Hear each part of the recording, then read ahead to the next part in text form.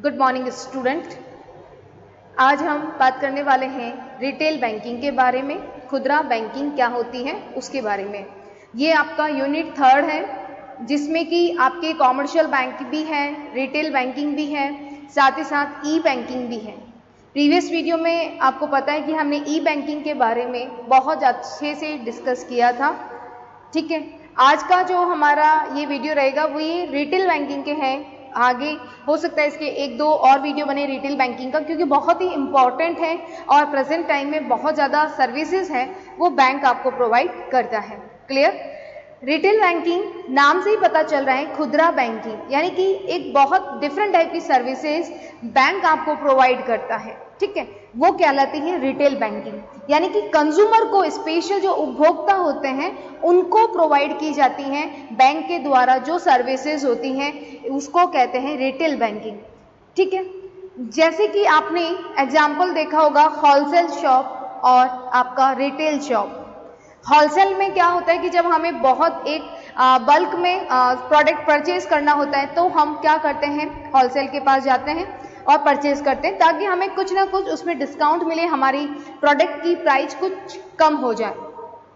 लेकिन आप जानते हैं कि अगर हमें ज़्यादा क्वांटिटी में खरीदना होता है तभी हम कहाँ जाएंगे, होलसेल के पास में। और क्यों? क्योंकि हमें ट्रांसपोर्ट का और बहुत सारे एक्सपेंसेस करके फिर हम वहाँ पे पहुँच पाते हैं, तो आपके चार्जेस हो सकते हैं। इसलिए अब कम क्वांटिटी का जब सामान आपको परचेज करना होता है तो आप देखते हैं कि आपके जो जिस एरिया में आप रहते हैं उसके आसपास छोटी छोटी शॉप होती हैं, उसी क्या कहते हैं, रिटेल शॉप, छोटी दुकानें होती हैं। और वहाँ पे आप जाके अपने जितने भी आपको प्रोडक्ट या जो भी आइटम परचेज करने होते हैं वो आप छोटी छोटी क्वांटिटी में परचेज कर लेते हो। ठीक है, तो उसी तरह से ये वर्ड भी उसी से कनेक्ट है कि रिटेल बैंकिंग यानी खुदरा बैंकिंग। अब यहाँ पे शॉप नहीं लिखा है, यहाँ पे क्या लिखा है, बैंकिंग लिखा है। इट मीन्स कि आपको बैंक आपको डिफरेंट टाइप की सर्विसेज प्रोवाइड करेगा। स्पेशल इंडिविजुअल जो कंज्यूमर्स होते हैं, उपभोक्ता होते हैं बैंक के, उनको दिया जाता है। क्लियर? तो चलिए स्टार्ट करते हैं मीनिंग से कि रिटेल बैंकिंग का मीनिंग क्या है। ध्यान रखिएगा, retail banking also known as a consumer banking. Retail banking को ही हम उपभोक्ता बैंकिंग के रूप में जानते हैं। ठीक है, क्योंकि ये कंज्यूमर जो बैंक के कस्टमर होते हैं, ग्राहक होते हैं, उनको बैंक डिफरेंट टाइप की सर्विसेज प्रोवाइड करती है। Is the provision of service by a bank to the general public rather than companies, corporation और other bank। ध्यान रखिएगा कि उपभोक्ता बैंकिंग के रूप में जानते हैं, साथ ही ये कंपनी, निगम और अन्य बैंकों के बजाय ये किसको देती है, which are often described as a wholesale banking services which are regarded as a retail, included provision of saving and transaction account, mortgage, personal loan, debit card, credit card, retail banking. ध्यान रखिएगा कि retail banking क्या main काम कर रही है। Retail banking जो है वो उसको उपभोक्ता बैंकिंग या उपभोक्ता बैंक भी कहा जाता है। मेन क्या है, ये अपनी सर्विसेज को है वो बैंक किसको देती है, जनरल पब्लिक यानी कि सामान्य जनता को देती है। किसको नहीं, मतलब किसके कंपैरिजन में हम कह सकते हैं कि कंपनी, निगम या अन्य बैंकों के बजाय ये आम जनता के लिए एक बैंक द्वारा सेवाओं का प्रावधान है। ये आपको ध्यान रखना है। यानी कि मेन वर्ड क्या हो गया है, जनरल पब्लिक, यानी कि ये किसे देंगे, अधिकतर ये जो है आम जनता होती है उनको ये सर्विसेज प्रोवाइड की जाती हैं। आम जनता, ठीक है, उनको देगा। किसको नहीं, कंपनीज, कॉरपोरेशन हो गया उनको नहीं, अदर बैंक हो गई उनको नहीं। ठीक है, अब ये क्या कह रहा है, जिसे अक्सर थोक बैंकिंग सेवाओं के रूप में वर्णित किया जाता है उन्हें ही हम क्या कहते हैं, होलसेल। यानी कि ये सर्विसेज तो हमें बहुत सारी प्रोवाइड करता है, बहुत ज़्यादा। देखिए ATM card, debit card, loan आपका वगैरह, तो इन्हीं होलसेल को, बैंकिंग को ही हम क्या कहते हैं, क्योंकि सर्विसेज बहुत ज़्यादा है इसीलिए इसे क्या कहा जाएगा, रिटेल बैंकिंग के रूप में जाना जाएगा। क्लियर है? यानी कि अक्सर जो थोक बैंकिंग क्यों, क्योंकि बहुत ज़्यादा आपको सेवाएं, सर्विसेज प्रोवाइड करता है डिफरेंट टाइम की अपने ग्राहक को, अपने कंज्यूमर को। क्लियर? जिन्हें हम कह सकते हैं जिसमें आपका बचत हो गया, ठीक है, सेविंग हो गई, आपके ट्रांजैक्शन हो गए, लेन देन खाता हो गया, मॉर्गेज हो गया, मॉर्गेज का मतलब क्या हो गया कि जो आप बंधक रखते हैं संपत्ति लोन लेने के लिए, ऋण लेने के लिए। मॉर्गेज मीन्स जो आप असेट्स रखेंगे बैंक के पास में और उसके बदले में बैंक आपको लोन प्रोवाइड कर देगा, तो वो कहलाएगा मॉर्गेज, जिसे हम बंधक कहते हैं। या फिर आप व्यक्तिगत ऋण ले सकते हैं, ठीक है, व्यक्तिगत ऋण आपको देता है बैंक, डेबिट कार्ड देता है, क्रेडिट कार्ड देता है, ठीक है। तो ये आपको ध्यान रखना है कि बैंक हमें बहुत डिफरेंट टाइप की सर्विसेज प्रोवाइड करता है रिटेल बैंकिंग के अंदर, ठीक है।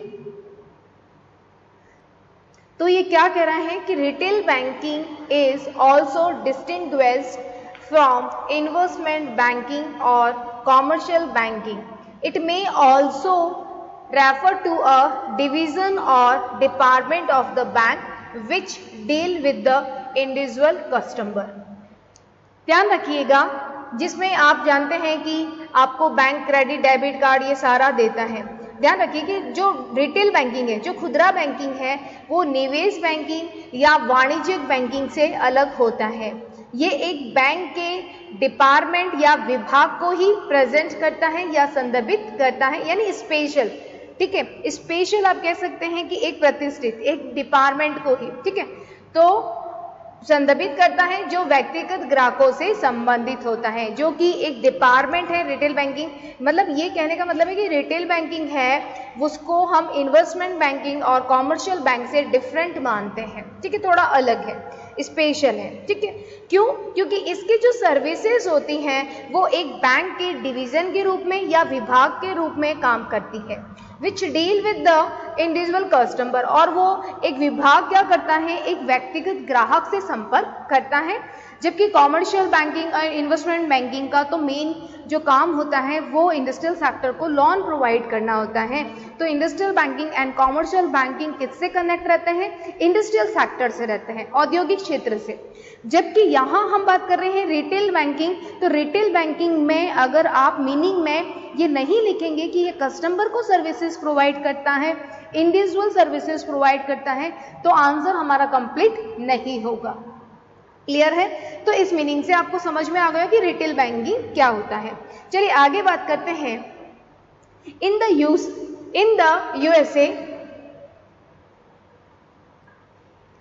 USA the term commercial bank is used for a normal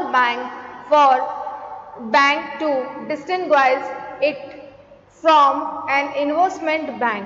ध्यान रखिएगा, यूएसए में वाणिज्यिक बैंक शब्द का जो प्रयोग है वो एक सामान्य बैंक, या हम कह सकते हैं सामान्य बैंक के लिए इसे निवेश बैंक से अलग करने के लिए किया जाता है। यानी कि हम अगर बात करें यूएसए अमेरिका की बात करें तो वहाँ पे क्या है कि वाणिज्य बैंक शब्द का जो उपयोग है, जो यूज़ है, वो एक सामान्य बैंक के लिए इसे निवेश बैंक से, मतलब इन्वेस्टमेंट बैंक से अलग किया जाता है। आफ्टर द ग्रेट डिप्रेशन, ध्यान रखिएगा हम बात कर रहे हैं 1930 के बाद की, जब ग्रेट डिप्रेशन यानी मंदी हुई थी, ठीक है। इसमें क्या था? इसमें मेन था the Glass Steagall Act required normal bank to only engage in banking activities while investment bank were limited to capital market activities। ध्यान रखिएगा कि ग्लास-स्टीगल अधिनियम के लिए एक सामान्य बैंक का केवल बैंकिंग गतिविधियों से अलग लेने की आवश्यकता थी, जबकि निवेश बैंक पूंजी बाजार की गतिविधियों तक सीमित थी। यानी कि कैपिटल मार्केट किससे कनेक्ट था?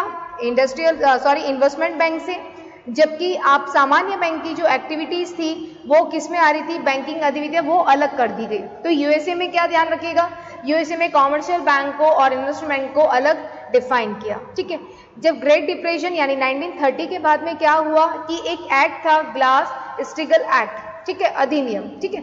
उसमें क्या था कि normal bank only engage in a banking activities, यानी जो सामान्य बैंक थी वो तो सिर्फ एक सामान्य बैंक की गतिविधियों को ही पूरा करती थी, ठीक है। जबकि जो इन्वेस्टमेंट बैंक थी, जो निवेश बैंक थी, वो उसकी लिमिटेड कहाँ, उसकी सीमित आप कह सकते बाउंड्री कहाँ तक थी? कैपिटल मार्केट एक्टिविटीज, यानी जी जो पूंजी बाजार गतिविधियां होती हैं वहां तक, ठीक है। ओके, आगे बात करते हैं हम लोग, आगे देखते हैं दिस डिस्टिंक्शन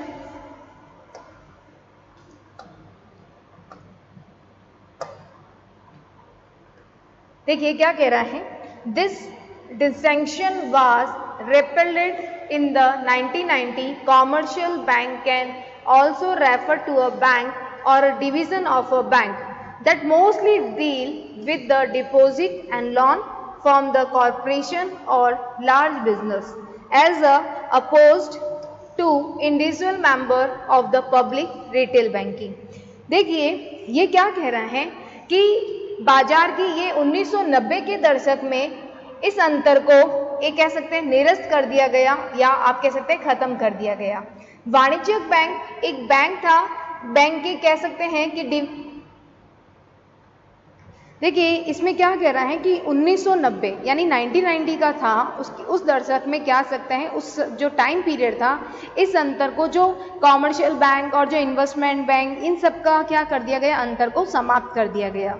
वाणिज्यिक बैंक एक बैंक कह सकते हैं कि डिवीजन को संदर्भित करता है, यानी कि एक डिवीजन बताएगा, एक आप कह सकते हैं विभाजन को बताएगा। मोस्टली ध्यान रखिएगा इसमें क्या होगा, ज्यादातर जनता के व्यक्तिगत सदस्य के विपरीत निगमों और बड़े व्यवसायों से जमा ऋण से संबंधित हो सकता है। ध्यान रखिएगा, आपको सिर्फ इसमें ध्यान रखना है कि 1990 के दशक में जो कॉमर्शियल बैंक क्या किया गया, उसके जो डिवीजन था उसका जो आप कह सकते हैं कॉमर्शियल बैंक इन्वेस्टमेंट को आफ्टर द ग्रेट डिप्रेशन के बाद अलग अलग बता रहे थे, उनकी सर्विसेज अलग अलग थी, लेकिन इस डिफरेंस को खत्म कर दिया गया। ठीक है, यानी कि एक वाणिज्यिक बैंक जो है उसको सिर्फ डिविजन्स को क्या बता रहा था, ज्यादातर जो जनता के व्यक्तिगत सदस्य होते हैं, ठीक है, यानी खुदरा बैंकिंग के विपरीत ये निगम और बड़े व्यवसायों से जमा कह सकते हैं लेने का काम कर सकता है। ठीक है, यानी कि जमा और ऋण से संबंधित काम कर सकता है। आपको ये ध्यान रखना है कि यूएसए में पहले कॉमर्शियल बैंक जो थी और इन्वेस्टमेंट बैंक को इनको अलग अलग बताया गया। ग्रेट जो डिप्रेशन था उसके बाद में बताया कि जो सामान्य बैंक थी वो सिर्फ सामान्य बैंकिंग एक्टिविटीज काम करती थी, जबकि निवेश बैंक क्या करती थी, जो इन्वेस्टमेंट बैंक थी वो कैपिटल मार्केट से कनेक्ट थी। लेकिन इस अंतर को 1990 के टाइम 1990 के समय क्या कर दिया गया, इस अंतर को समाप्त कर दिया गया। ठीक है, जो बैंक थी उनका मेन क्या था कि जो कॉरपोरेशन होते हैं या लार्ज बिजनेस होते हैं उनकी जमाओ उनके ऋण से संबंधित कर दिया गया। ठीक है, आगे देखते हैं कुछ और इसकी मीनिंग। रिटेल बैंकिंग देखते हैं कि ये क्या पॉइंट्स हैं, क्या बता रहे हैं हमारे। Retail banking refer to the, ये बात हम कर रहे हैं मेन मीनिंग की। पहले हमने बात की थी यूएसए के संदर्भ में थोड़ा सा, और अब हम बात कर रहे हैं रिटेल बैंकिंग का। तो retail banking refer to the provision of financial services by bank to individual customers, mainly क्या है, private individual rather than corporation, local and central government and other bank. Retail banking जो main काम करती है वो individual customer से related ही करेंगे, ये बात कर रहे हैं हम भारत का main, rather than corporation, local and central government and other bank. तो ये खुदरा बैंकिंग से तात्पर्य क्या हो गया, किसी बैंक द्वारा निगमों और स्थानीय और केंद्र सरकार और अन्य बैंकों के बजाय ये किसको देगा, जो व्यक्तिगत ग्राहक है उनको सेवाएं देना रिटेल बैंकिंग कहलाएगा। Retail banking is a different from the investment banking which deal just with the companies, the trading of the securities, initial public offering, etc. and wholesale banking, which is the provision of services to other bank, mortgage brokers, large companies and other financial institution। ध्यान रखिएगा, ये जो retail banking है ये investment banking, विनियोग banking होती है उनसे थोड़ा डिफरेंट काम करती है। which deal with just the companies, trading of securities, initial public offering, etc. यानी कि क्या करती है, देखिए खुदरा बैंकिंग निवेश बैंक से अलग है, जो सिर्फ कंपनियों का साथ देती है, प्रतिभूतियों का व्यापार करती है, या आप जानते हैं आईपीओ, इनिशियल पब्लिक ऑफरिंग, यानी प्रारंभिक सार्वजनिक जो निवेश है, ठीक है, उनका संबंधित काम करेगी। जबकि थोक बैंकिंग जो अन्य बैंकों के बंधक दलाल हो गए, बड़ी कंपनियां हो गई, या सेवाओं के प्रावधान दिए गए हैं, और साथ ही साथ ये अन्य वित्तीय संस्था से संबंधित हो सकती हैं सेवाएं। ध्यान रखिएगा, होलसेल में आप कह सकते हैं कि सारा का सारा जो मेन काम है वो किसका होगा, कि यहाँ पे क्या बताएं कि होलसेल बैंकिंग तो क्या करेगी कि अदर बैंक को सपोर्ट कर सकती है, मॉर्गेज कर सकती हैं, ब्रोकर्स कर सकती हैं, लार्ज कंपनी को सपोर्ट करेगी या अदर फाइनेंशियल इंस्टीट्यूशन को सपोर्ट करेगी। जबकि जो रिटेल बैंकिंग है वो मोस्टली किसको करेगी, जो बड़े बड़े आप कंज्यूमर हैं उनकी सर्विसेज को प्रोवाइड करेगी। तो ये डिफरेंस आपको समझ में आ गया रिटेल बैंकिंग का और जो बड़ी बड़ी होलसेल बैंकिंग के बारे में डिफरेंस बताया गया है। नेक्स्ट क्या कह रहे हैं, services provide in retail banking included, क्या क्या सर्विसेज हैं, चेकिंग अकाउंट, जैसे यूए का चेकिंग अकाउंट किससे रिलेटेड है, यूके का करंट अकाउंट से, saving account, overdraft, personal loan, mortgage, credit debit card, safe deposit boxes, travel cheque, ठीक है, इसमें यूके का ट्रैवल चेक कहा जाता है, एंड सर्टिफिकेट ऑफ डिपॉजिट। तो ये सर्विसेज मोस्टली जो है वो प्रोवाइड की जाती हैं। जैसे कि सेवाओं में क्या आ गया, चेकिंग खाता आ गया, यूके का चालू खाते को चेकिंग अकाउंट कहा जाता है, सेविंग अकाउंट आ गया, ओवरड्राफ्ट आ गया, आपका इंडिविजुअल जो पर्सनल लोन होते हैं वो आ गया, मॉर्गेज आ गया यानी बंधक, क्रेडिट डेबिट कार्ड आ गया, ठीक है, सुरक्षित जमा आ गई, सुरक्षित जमा बॉक्स जिसे अपन कहते हैं हम टाइम जो डिपॉजिट कराते हैं, यात्री चेक हो गया, जमा प्रमाण पत्र हो गई, ये सारी सर्विसेज के एग्जाम्पल हैं, पूछा जा सकता है कि एग्जाम्पल बताइए। क्लियर है आपको? बात करते हैं फीचर्स की कि रिटेल बैंकिंग के क्या फीचर्स हैं।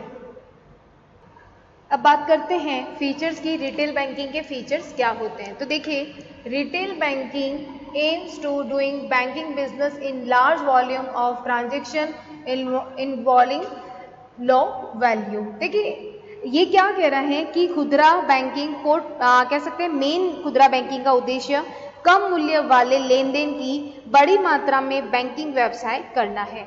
यानी कि रिटेल बैंकिंग एक बहुत बड़े लार्ज वॉल्यूम में क्या करता है, ट्रांजैक्शन करता है, और साथ ही साथ क्या इसमें इंक्लूड है या क्या इन्वॉल्व है, लो वैल्यू, यानी कि बड़ी मात्रा में ट्रांजैक्शन करने पर इनकी जो आप कह सकते हैं कॉस्ट होती है वो बहुत कम होती है। क्लियर है? यानी कि खुदरा बैंकिंग का उद्देश्य कम मूल्य वाले लेन देन की बड़ी मात्रा में बैंकिंग व्यवसाय करना होता है। आगे देखिए second point, the retail banking portfolio include deposit and assets linked product as well as other financial services provided to individual for personal consumption. देखिए पर्सनल कंजप्शन यानी कि खुदरा बैंकिंग पोर्टफोलियो में, पोर्टफोलियो का मतलब क्या हो गया, जो आप देखते हैं ना कि आप इन्वेस्टमेंट अलग अलग करते हैं, आपका पोर्टफोलियो क्या है कि भाई आप अपनी जो भी आपके पास इनकम है उसको आप एफडी में करा रहे हैं, उसको आप पीपीएफ अकाउंट में आप कर रहे हैं, तो अलग अलग मतलब आप अपनी सेविंग को जो डिवाइड कर रहे हैं उस तरह से, ठीक है। तो रिटेल बैंकिंग का कह सकते हैं पोर्टफोलियो में क्या क्या आता है, जैसे जमा हो गया या असेट से जो जुड़े प्रोडक्ट हो गए, साथ साथ व्यक्तिगत उपभोग के लिए व्यक्तियों को प्रदान की जाने वाली जितनी भी फाइनेंशियल एक्टिविटीज होती है वो सारी आती हैं। यानी कि रिटेल बैंकिंग के पोर्टफोलियो में, पोर्टफोलियो का मीनिंग आपको समझ में आ गया कि हमारे पास में जिस तरह से सेविंग होती है और उसका हम डिस्ट्रीब्यूशन अलग अलग कर देते हैं, जैसे एफडी में कर दिया, पीपीएफ अकाउंट है, ठीक है, या फिर आप अपना कह सकते हैं एनएससी ले लिया, नेशनल सेविंग सर्टिफिकेट ले लिया, तो आप जिस तरह से इंक्लूड आप करते हैं, शेयर मार्केट में लगा दिया, म्यूचुअल फंड में, तो ये आपका पोर्टफोलियो है, ठीक है, आपकी सेविंग का। उसी तरह से रिटेल बैंकिंग के पोर्टफोलियो में क्या क्या सर्विसेज आती हैं, सबसे मेन तो जमा से, डिपॉजिट से आएगी, फिर असेट से जो लिंक्ड होगी वैसे प्रोडक्ट आएंगे, और साथ ही साथ जितनी भी फाइनेंशियल सर्विसेज होती हैं, वित्तीय सेवाएं होती हैं जो एक व्यक्तिगत उपभोग के लिए चाहिए, वो सारी की सारी प्रोवाइड की जाएगी। तो फाइनेंशियल सर्विसेज प्रोवाइड की जाती है, ठीक है। Retail banking business is an attractive market segment with the opportunity for growth and profit. देखिए खुदरा बैंकिंग क्या कह रही है, खुदरा बैंकिंग व्यवसाय विकास और जो भी बेनिफिट वाले जो अवसर होते हैं, जो अपॉर्चुनिटी होते हैं, उनके साथ एक आकर्षक बाजार खंड है। रिटेल बैंकिंग क्या हो गई, एक अट्रैक्टिव मार्केट सेगमेंट है, यानी कि आपको आकर्षित करने वाला बाजार खंड है, जो कि बहुत ज़्यादा जो अवसर होते हैं अपॉर्चुनिटी ग्रोथ के या लाभ के वो प्रोवाइड करता है रिटेल बैंकिंग, ठीक है। आगे देखिए, it provide an opportunity to bank to diversify their assets portfolio since loan are given to a large number of consumer and transaction have very low value, the risk of NPA is reduced. It's a very very important line कि NPA is a reduced because all the consumers do not market default in marketing repayment at a time. Lawn हो जाएगा कि marketing lawn repayment at a time. देखिए ध्यान रखिएगा, ये बैंकों के अपने पोर्टफोलियो में विविधता लाने का अवसर प्रदान करता है। बड़ी संख्या में उपभोक्ता को ऋण दिए जाते हैं, लेन देन का मूल्य बहुत कम होता है, इसीलिए जो NPA होता है वो बहुत कम हो जाता है। ठीक है, इसलिए NPA का जो जोखिम है वो बहुत कम हो जाता है, क्योंकि सभी उपभोक्ता एक साथ ऋण चुकाने में कोई भी डिफॉल्ट नहीं करेंगे। ध्यान रखिएगा, इसमें क्या पॉइंट कह रहा है, NPA का मतलब क्या हो गया, non performing assets. Non performing assets का मीनिंग क्या हो गया कि जब आपने लोन लिया है और आप लोन को 90 डेज तक नहीं पे कर पा रहे हो, 90 दिन तक ना तो आपने इंटरेस्ट पे किया है ना आप प्रिंसिपल अमाउंट पे कर रहे हो, तो वो लोन आपका क्या कहलाएगा, NPA। ठीक है, तो ये NPA को कम करता है रिटेल बैंकिंग। क्यों? क्योंकि ये बहुत कम मात्रा में क्या दे रहा है, लोन प्रोवाइड कर रहा है। ठीक है, तो ट्रांजैक्शन का है वो बहुत ही, आप कह सकते हैं transaction have very low value, बहुत कम मात्रा के होते हैं, इसीलिए NPA होने की संभावनाएं बहुत कम होती है। साथ ही इन्होंने क्या कारण बताया रिटेल बैंकिंग का, कि जो कंज्यूमर्स होते हैं वो एक साथ कभी भी डिफॉल्ट नहीं करेंगे अपने लोन रीपेमेंट को। ठीक है, तो एक टाइम पर वो डिफॉल्ट नहीं करेंगे तो हमारा NPA नहीं होगा, ये आपको ध्यान रखना है। Retail banking is based on the maximum do not keep all the egg in a one basket. ध्यान रखिएगा, ये रिटेल बैंकिंग क्या कहती है, रिटेल बैंकिंग इस कहावत पर आधारित होती है कि सभी को एक टोकरी में नहीं रखा जाए, यानी कि जो एग होते हैं उसको सारे अंडे एक बास्केट में नहीं रखा जाए, ये एक कहावत होती है। आप जानते हैं कि जैसे फॉर एग्जांपल, ये एग्जांपल हमारी लाइफ से भी कनेक्टेड है। जैसे कि अगर हमने अपना पूरा पैसा जो हमारी सेविंग है वो एक बैंक में रख दी, एक बैंक में डिपॉजिट करा दिया, वहीं पे हम सारा ट्रांजेक्शन कर रहे हैं, और सोचिए अगर वो बैंक बाय चांस डिफॉल्ट में चली जाए, उस बैंक में कुछ कह सकते हैं वो बैंक NCLT में चली जाए, ठीक है, यानी कि वो अपना टाइम पे सारे काम नहीं कर पा रही है, उसमें डिफॉल्ट हो गया है, तो उस समय हमारा पैसा एक टाइम के लिए पूरा ब्लॉक हो जाएगा। तो यहाँ पे इसीलिए रिटेल बैंकिंग क्या कह रहा है कि do not keep all the egg in one basket. इस कहावत पर ये काम करता है कि भाई आप सारे अंडे एक बास्केट में नहीं रखें। ठीक है, तो ये कहावत आपको समझ में आ गई होगी कि बैंक ये आपको बता रही है। ठीक है, तो यानी सारे एग एक बास्केट में नहीं रखें, इस कहावत का मेन मीनिंग था। तो आज के इस वीडियो में हमने बात की कि रिटेल बैंकिंग क्या होती है। मेनली आपको ध्यान रखना है, इट्स अ कंज्यूमर बैंकिंग, जो कंज्यूमर को ज़्यादा से ज़्यादा फैसिलिटी प्रोवाइड करेगी, जैसे डेबिट क्रेडिट कार्ड हो गया, आपका पर्सनल लोन हो गया, ठीक है, ATM फैसिलिटी हो गई, तो ये सारी की सारी आपकी रिटेल बैंकिंग में आता है। आप देखते हैं ना कि नए नए बैंक के द्वारा बहुत सारे ऐप बनाए जाते हैं, जैसे आपने देखा होगा eUPI, ये एक नया ही आप सकते हैं कि 2 अगस्त से स्टार्ट हो रहा है eUPI, तो ये एक नया आप कह सकते हैं जिसे QR का कनेक्ट होगा, इसका हम एक वीडियो बनाएंगे जिससे आपको समझ में आए कि eUPI क्या होता है या UPI क्या होता है, इसके बारे में। ठीक है, तो आगे के वीडियो में हम देखेंगे कि जो रिटेल बैंकिंग है उसके क्या एडवांटेज हो सकते हैं, डिसएडवांटेज होते हैं, उसके बारे में हम डिस्कस करेंगे। Okay, thank you.